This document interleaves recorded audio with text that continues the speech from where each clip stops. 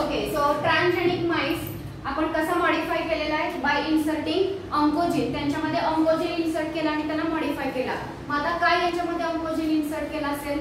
तर ऑन्कोजिन असणं आणि त्या ऑन्कोजिनचा कॅन्सर डेव्हलपमेंट मध्ये कसा रोल आहे याचा स्टडी करण्यासाठी या माइस मध्ये पर्पजली ऑन्कोजिन जे आहे ते ऍड केलेले आहे. So relation between oncogene and development of cancer.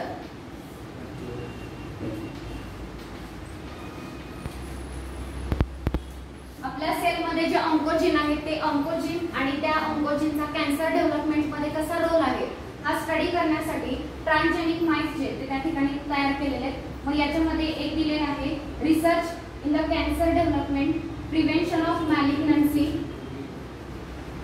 Prevention of मॅलिग्नन्सी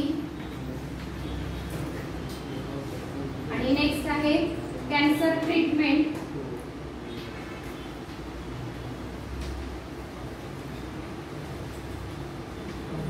या दोन गोष्टी तुम्ही करू शकता.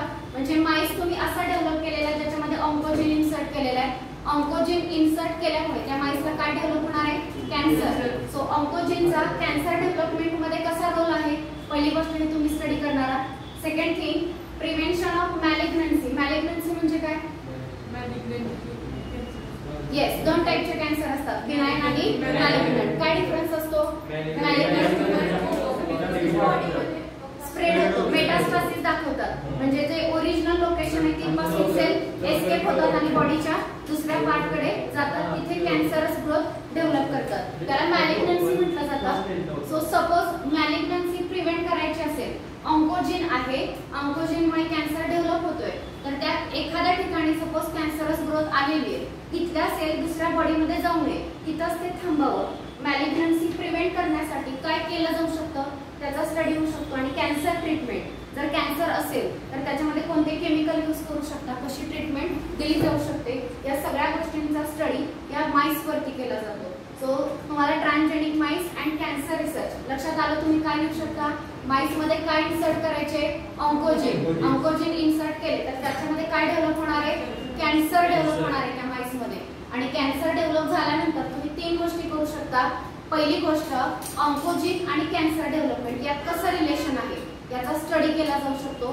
सेकंड थिंग कॅन्सरची ट्रीटमेंट आपण कशी करू शकतो त्याचा स्टडी केला जाईल. आणि थर्ड सपोज एखाद्या ठिकाणी कॅन्सरस ग्रोथ आहे, तिथल्या सेल एस्केप होऊ नयेत म्हणून काय ट्रीटमेंट दिली जाऊ शकते याचे, म्हणजे मॅलिग्नन्सी प्रिव्हेंट करण्यासाठी आपण काय करू शकतो याचाही विचार केला जाऊ शकतो. सो असा जो माइस आहे फिलिप, काय नेम आहे सायंटिस्टचं? फिलिप. येस, फिलिप लीडर हे जे सायंटिस्ट आहेत हॅवर्ड या ठिकाणी त्यांच्या लॅब मध्ये ट्रान्सजेनिक माइस जो तयार केलाय, ट्रान्सजेनिक माइस, आणि याच्यामध्ये ब्रेस्ट कॅन्सर जो आहे तो डेव्हलप झालेला आहे. आणि त्याच्यासाठी ऑन्कोजिन त्यांनी दिलेले माइक आणि रास हे जे दोन ऑन्कोजिन आहेत, या ऑन्कोजिनचा रोल ब्रेस्ट कॅन्सर डेव्हलपमेंट मध्ये कसा आहे ते त्या ठिकाणी पाहिलेले आहे. सो ट्रान्सजेनिक माइस सगळ्यांनी बुक मध्ये रीड करा बघा. Through laboratory investigation with transgenic mice that have been modified using a particular oncogene, cancer-causing gene, and thus develop a certain type of cancer. Questions concerning the relationship between oncogene and cancer development could be answered. Theoretically, such animals can also be used for research into cancer treatment and prevention of malignancy. In the laboratory of Philip Leder in Harvard, USA, the transgenic mouse model for investigation of breast cancer was developed. The oncogene, mice and RAS were analyzed to find out if they lead to breast cancer in mice transformed with this gene. So तुम्ही काय लिहू शकता त्याचे मी short मध्ये point काढलेले. Transgenic माइस cancer research साठी जे तयार केले जातात ते तयार कसे करायचे? त्यांच्या जीनोम मध्ये काय इन्सर्ट करायचा?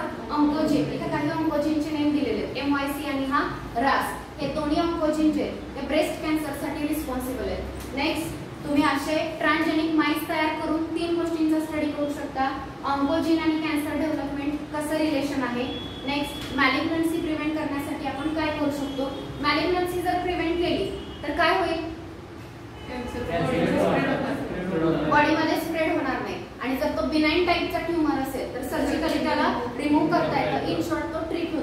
डेडली नाही येतो. त्यामुळे एक मॅलिग्नन्सी जरी प्रिव्हेंट झाली ना तरी तो कॅन्सर तेवढा डेंजरस राहणार नाही. सो मॅलिग्नन्सी आपण कशी प्रिव्हेंट करू शकतो त्याचा स्टडी केला जाऊ शकतो. कॅन्सरची ट्रीटमेंट आपण विचारात घेऊ शकतो. आणि अशा टाईपचं एक मॉडेल कुठे तयार झालेले USA मध्ये हॅवर्ड या ठिकाणी फिलिप लीडर यांच्या लॅबमध्ये तयार केलेले आहे. त्यांनी असा ट्रान्सजेनिक माईस तयार केलेला आहे ज्याच्यामध्ये MYC आणि RAS हे ऑन्कोजीन त्यांनी इन्सर्ट केलेले आहे. आणि या ऑन्कोजीनचा ब्रेस्ट कॅन्सर डेव्हलपमेंट मध्ये कसा रोल आहे तो स्टडी केलेला आहे.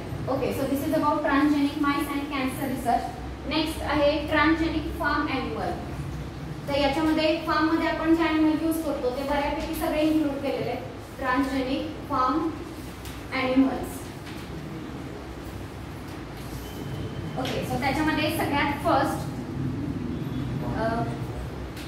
कशासाठी ट्रान्सजेनिक फार्म ॲनिमल तयार करायचे. जसं इथं ऑन्कोजीन असणारा माईस का आपण तयार केला कॅन्सरच्या स्टडीसाठी, तसं ट्रान्सजेनिक फार्म ॲनिमल का तयार करायचे. So that mankind to derive more benefit for Mankind.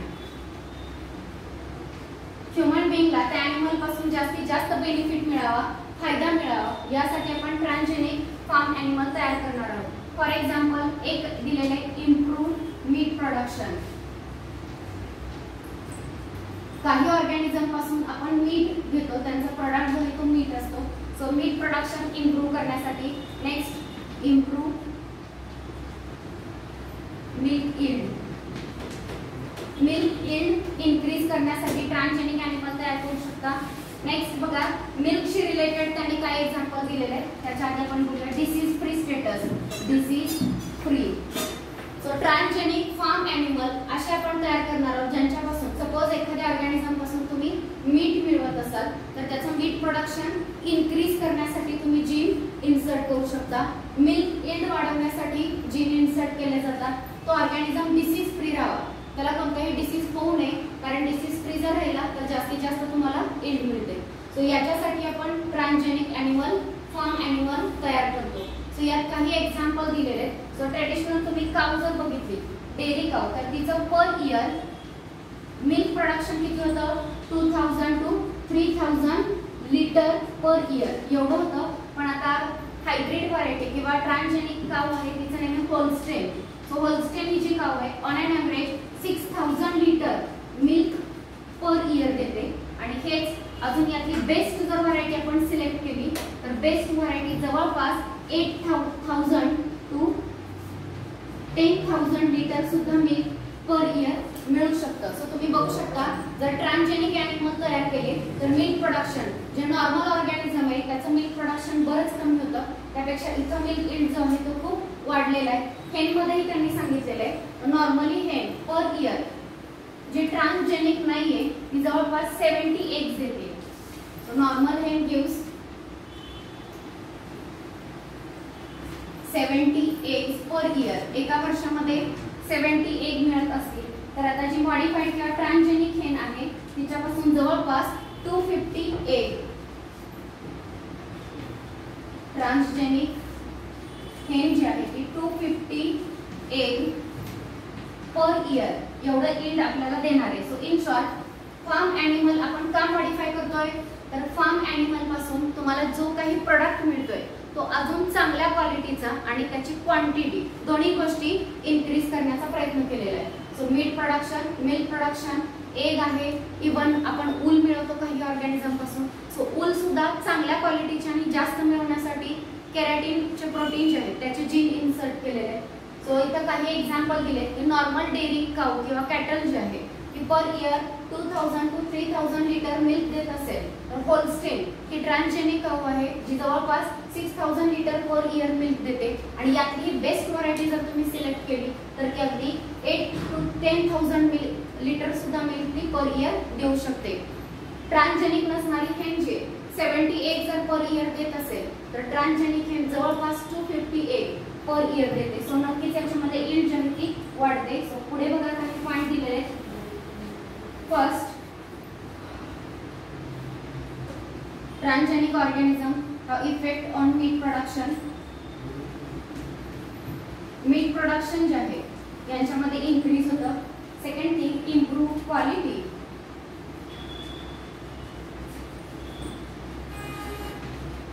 And quantity of milk. म्हणजे मिल्कची क्वालिटी आणि क्वांटिटी. मिल्क मध्ये आपल्याला केझिन हे प्रोटीन मिळतं. आता तुम्ही ट्रान्सजेनिक काऊ बघितल्या तर त्यातले प्रोटीन जे त्याची क्वांटिटी वाढवलेली किंवा आपलं जे प्रोटीन आहे ह्युमन बीइंगचं, ह्युमन सिरम, बोविन वगैरेचे प्रोटीन आहे तर त्याचे जीन इन्सर्ट केलेले आहेत काऊ मध्ये जेणेकरून त्यांच्या मिल्कचं प्रोटीन कंटेंट अजून वाढलेलं आहे. प्रोटीनचा रिच सोर्स ऍक्च्युली हे असतं मीट असतं, त्याच्यामधून जास्त प्रोटीन मिळतं. म्हणजे व्हेजिटेरियन लोक आहेत त्यांना मिल्क मधून सुद्धा जास्तीत जास्त प्रोटीन मिळू शकतं तर ते ट्रान्सजेनिक व्हरायटीज असेल. नेक्स्ट बघा, मिल्क क्वालिटी क्वांटिटी झालं. एग प्रोडक्शन तुम्ही ट्रान्सजेनिक फार्म ॲनिमल मध्ये इन्क्रीज करू शकता. नेक्स्ट वूलची क्वालिटी जी आहे, wool quality and quantity improve करू शकता. त्यानंतर नेक्स्ट डिसीज रेजिस्टन्स वाढू शकतो.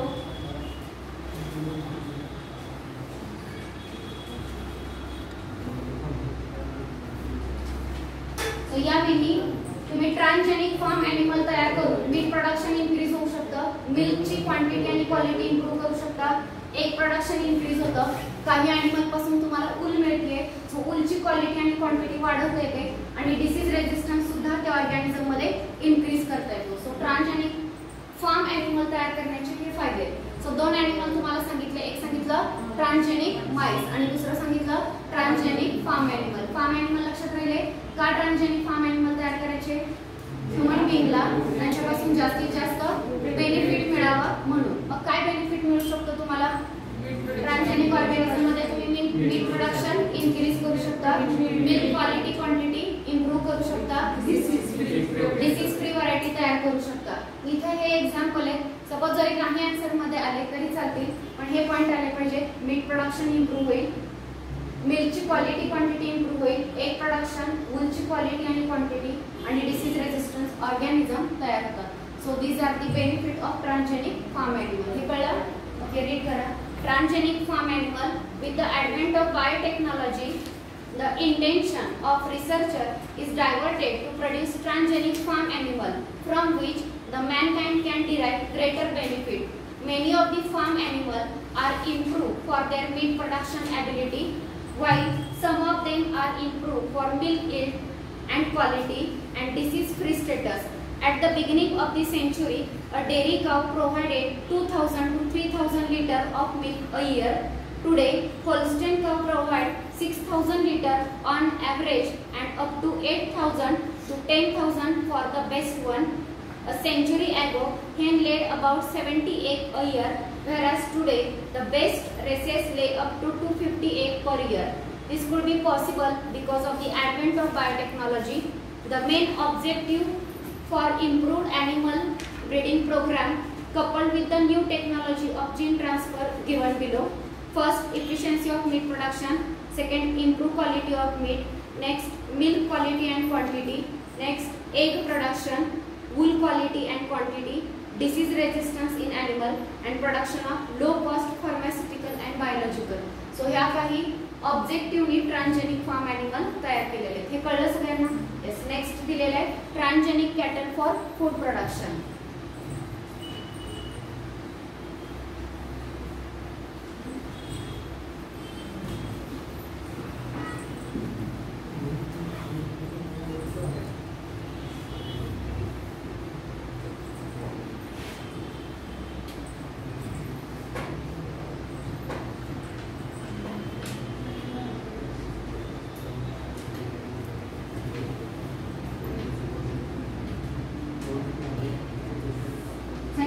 Transgenic cattle.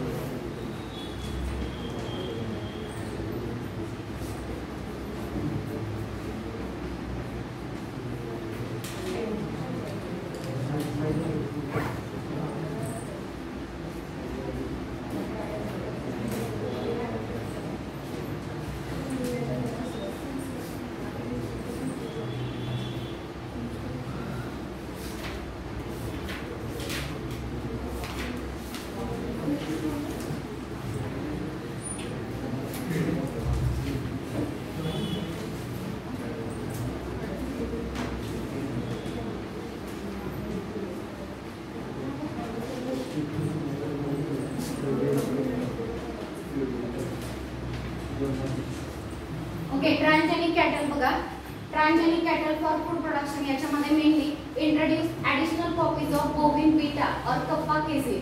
सो याच्यामध्ये कॅटलमध्ये कावमध्ये पर्टिक्युलरली बोविन बीटा किंवा कप्पा केझिनचे जे जीन आहेत ते इंट्रोड्यूस केलेले. हे जेव्हा जीन इंट्रोड्यूस होतात हे ॲक्च्युली मिल्क प्रोटीन आहे आणि केझिन हे मिल्क प्रोटीनच्या वेगवेगळ्या व्हरायटीज आहेत. केझिन बीटा, केझिन कप्पा या पद्धतीनं. तर ह्या जे एक्स्ट्राचे जीन इंट्रोड्यूस केलेले आहेत त्यामुळे मिल्कमध्ये या प्रोटीनची क्वांटिटी इन्क्रीज झालेली आहे आणि त्याचा बेनिफिट आपल्याला होऊ शकतो किंवा ते प्रोटीन आपल्या हेल्थसाठी फायदेशीर ठरू शकतात. सो यावेळी फूड प्रोडक्शनच्या वेळी कॅटलमध्ये फर्स्ट टाइम बोविन बीटा आणि कप्पा केझिन जीन जे आहेत ते इंट्रोड्यूस केले आणि त्यांचा इफेक्ट मिल्क प्रोडक्शन आणि मिल्क कंपोजिशनवरती काय आहे तो चेक केलेला आहे. सो जेव्हा हे जीन इंट्रोड्यूस केले तेव्हा मिल्क प्रोडक्शनपेक्षा कंपोजिशनवरती परिणाम आहे. त्याच्यामधलं प्रोटीनची क्वांटिटी जी आहे ती इन्क्रीज झालेली आहे मिल्कमध्ये. So this is transgenic cattle. After transgenic cattle next is transgenic cattle for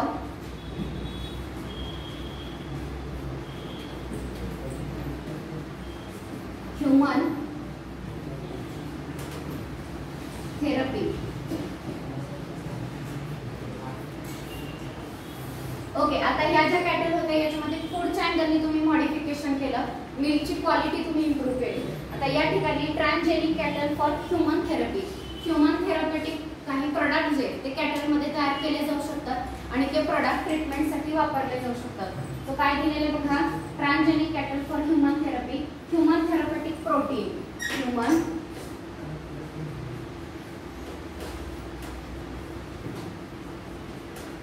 human therapeutic protein. कोणकोणते ह्यूमन थेरपेटिक प्रोटीन दिलेले त्याच्यामध्ये फर्स्ट आहे लॅक्टोफेरिन,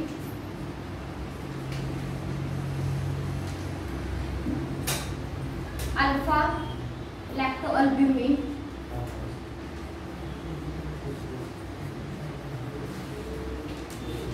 next is human serum albumin. हा माहिती आहे तुम्हाला, ह्यूमन सीरम अल्ब्युमिन.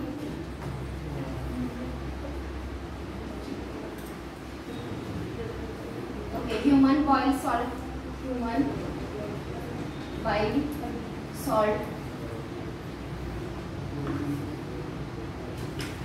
एवढे लक्षात ठेवा. फॅक्टर 8 पण आहे. बोलू नका. ट्रान्सजेनिक कॅटल आता कशा ट्रान्सजेनिक केलेला आहे तर याच्यामध्ये ह्यूमन साठी लागणारे काही थेरपेटिक प्रोटीन तयार केलेले आहेत. आता थेरपेटिक प्रोटीन कोणकोणते आहेत त्यात एक सांगितलेले आहे lactoferrin, alpha लॅक्टोअल्ब्युमिन, human serum albumin. हा माहिती असेल. सीरम माहिती आहे का, काय असतं सीरम?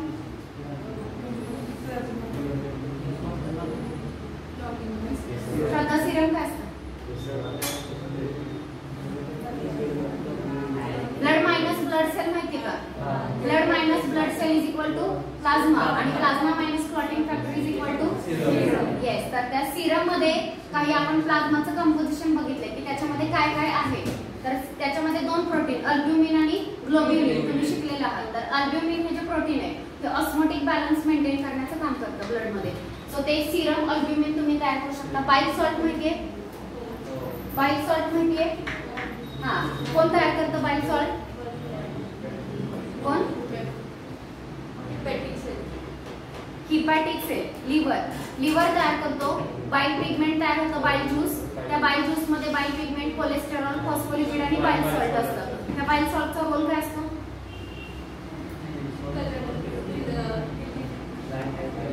कलर देण्याचं काम बिलिरुबिन बिलिव्हर करतात. बाईल पिगमेंट.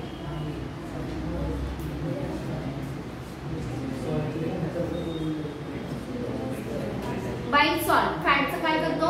इमल्सिफिकेशन. फॅट्सना इमल्सिफाय करतो ज्याच्यामुळे त्याच्यावरती लायपेज ऍक्ट होतं. लार्ज फॅट ग्लोब्युलचं कन्वर्जन स्मॉल फॅट ग्लोब्युल मध्ये केलं जातं. सो हे जे बाईल सॉल्ट आहे ते सुद्धा या काऊमध्ये. आणि फॅक्टर 8. फॅक्टर 8 माहितीये? याच आधी आपण हिमोफिलिया डिसीज शिकलेले आहे. हिमोफिलिया डिसीज मध्ये कुठले क्लॉटिंग फॅक्टर तयार होते?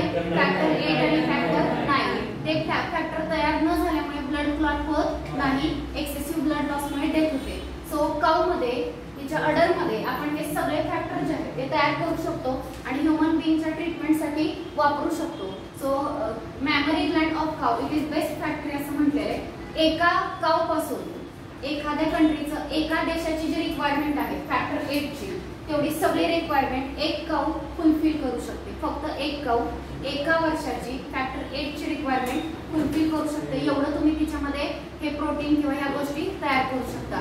सो मी 2 वेनी कॅटलचा यूज दिलेला आहे, ट्रान्सजेनिक कॅटलचा. एक तुमच्या हेल्थसाठी लागणारे जे प्रोटीन आहे त्यांचे जीन इंट्रोड्यूस करून मिल्कची कॉम्पोजिशन किंवा मिल्कची क्वालिटी इम्प्रूव्ह होते.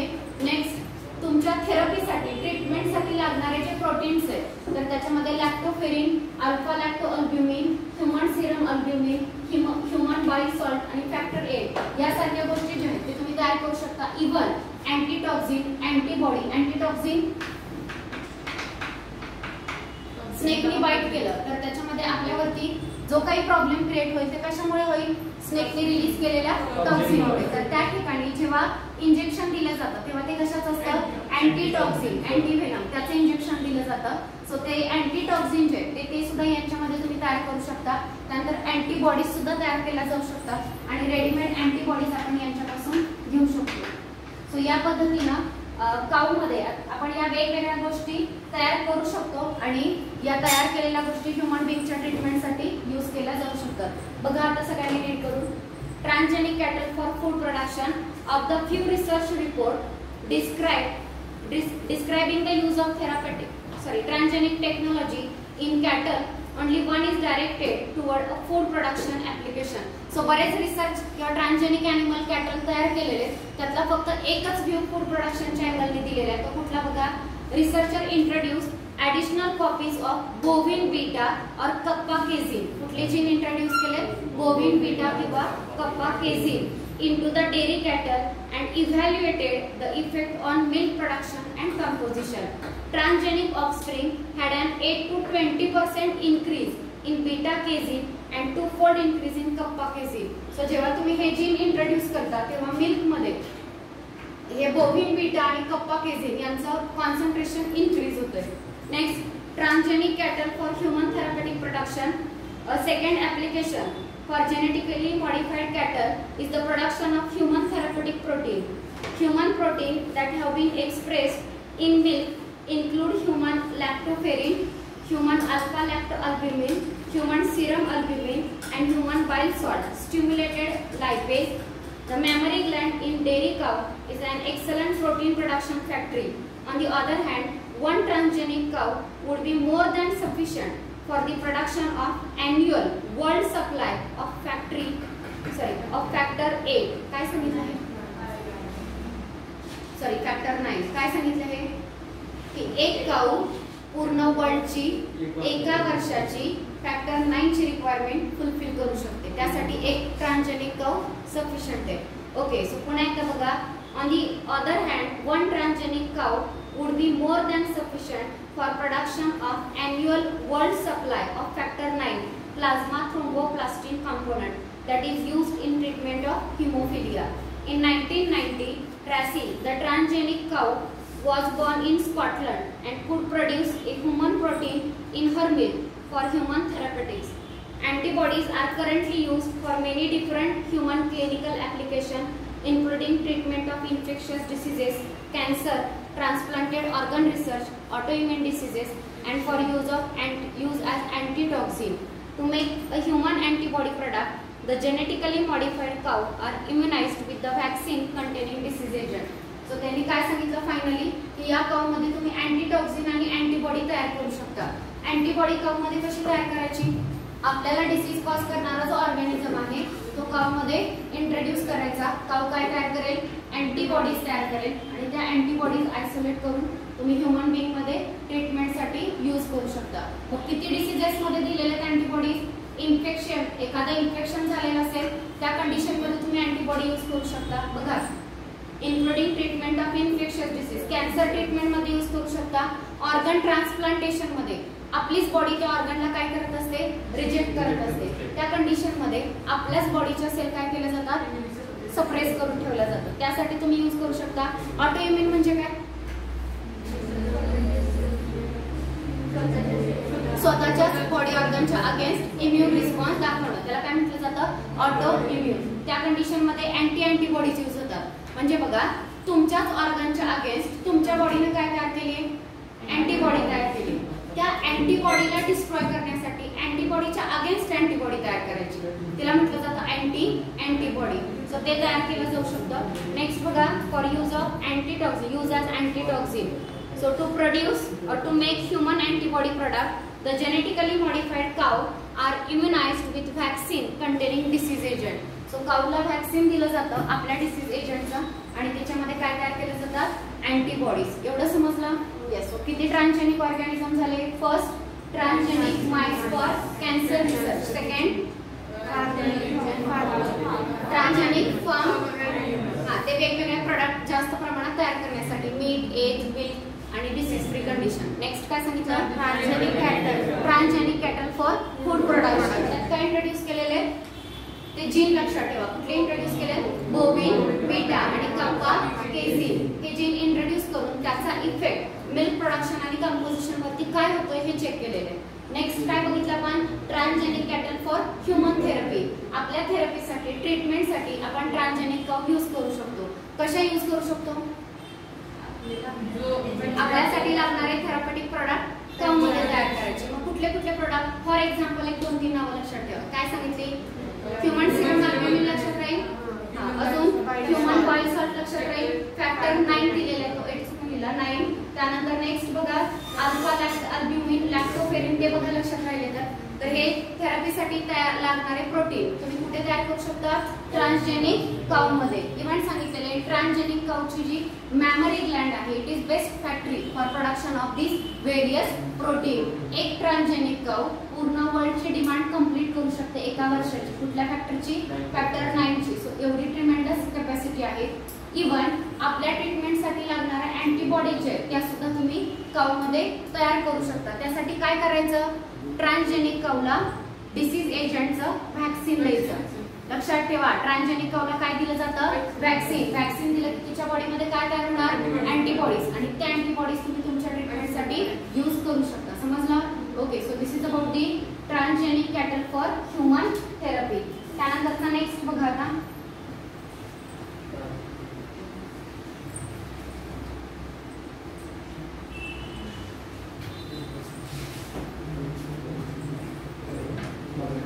ओके. नेक्स्ट यूज काय दिलेला आहे? Transgenic ship. ट्रान्सजेनिक शिप कशासाठी तयार केली जाते? शिप पासून आपण काय मिळवतो? वूल. अजून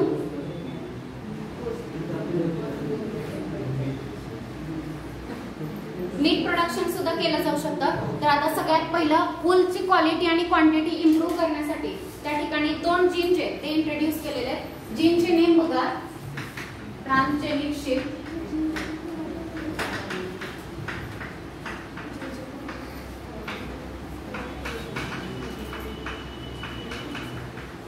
जीनचे नेम काय दिलेले आहेत? सिस ई आणि सिस एम. सिस फॉर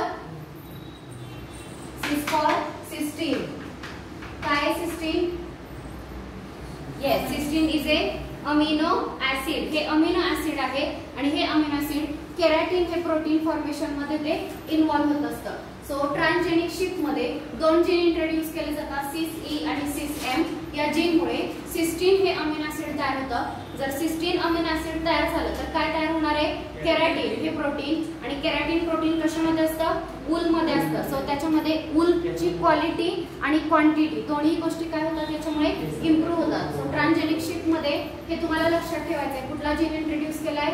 सिस ई आणि सिस एम. त्या जीनमुळे काय तयार झालंय? काय तयार झालंय या जीनमुळे?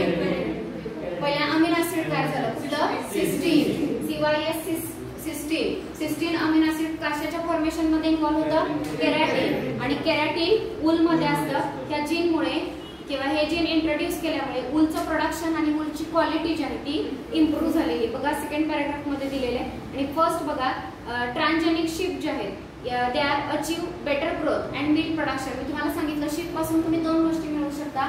एक तर त्याच्यापासून वूल मिळवली जाऊ शकते. वूल साठी तुम्ही हा जीन इंट्रोड्यूस करणार आहात आणि दुसरं तुम्ही त्याच्यापासून काय तयार करू शकता? मीट सुद्धा प्रोड्यूस केलं जाऊ शकतं. मीट प्रोडक्शन साठी शिपची काय झाली पाहिजे? ग्रोथ. आणि ग्रोथ साठी काय केली जाते? ह्यूमन ग्रोथ हार्मोनची ट्रीटमेंट केली जाते. बघा, gene transfer technology is applied to sheep to produce transgenic sheep which are able to achieve better growth and meat production as well as सर्व ॲज बायोरिएक्टर. बायोरिएक्टर आपण नंतर बघू. ह्युमन ग्रोथ हार्मोन जर gene introduce केला, human growth hormone तयार करणारा gene जर शिपमध्ये introduce केला तर शिपमध्ये काय तयार होणार? ग्रोथ हार्मोन तयार होणार. तिची ग्रोथ चांगली होते, ग्रोथ झाली, मीट प्रोडक्शन काय होणार? इन्क्रीज. आणि वूल जास्त तयार करण्यासाठी कोणता जीन इंट्रोड्यूस केला? सिस ई आणि सिस एम. या जीनमुळे काय तयार झालंय? सिस्टीन हे अमीनो ऍसिड. या अमीनो ऍसिडमुळे केराटिन हे प्रोटीन आणि वूलची क्वालिटी आणि क्वांटिटी इम्प्रूव्ह झाली. सो ट्रान्सजेनिक शिप 2 रिझनसाठी तयार केल्या. मीटचं प्रोडक्शन इन्क्रीज करण्यासाठी आणि वूलचं प्रोडक्शन इन्क्रीज करण्यासाठी. मीटसाठी कुठला जीन इंट्रोड्यूस केला? Growth hormone. Yes, human growth hormone. आपल्या बॉडीमध्ये ग्रोथ हार्मोन तयार करण्यासाठी जो जीन आहे तो जीन शिपमध्ये इंट्रोड्यूस केला आणि शिपमध्ये ग्रोथ हार्मोन तयार झाल्यामुळे तिची ग्रोथ जी आहे ती चांगली झाली आणि मीट प्रोडक्शन इन्क्रीज. ते बायोरिएक्टर म्हणून पण काम करते. सो बायोरिएक्टर कशी आहे ते आपण नेक्स्ट लेक्चरमध्ये बघू. इथपर्यंत कळले. सो किती ट्रान्सजेनिक ॲनिमल्स झाले तेवढेच बघा. First transgenic mice for cancer research, next transgenic farm animal, next transgenic cattle for food production, transgenic cattle for human therapeutics. Correct. Next transgenic sheep. तर फक्त राहिले ट्रान्सजेनिक पिग आणि ट्रान्सजेनिक फिश चिकन.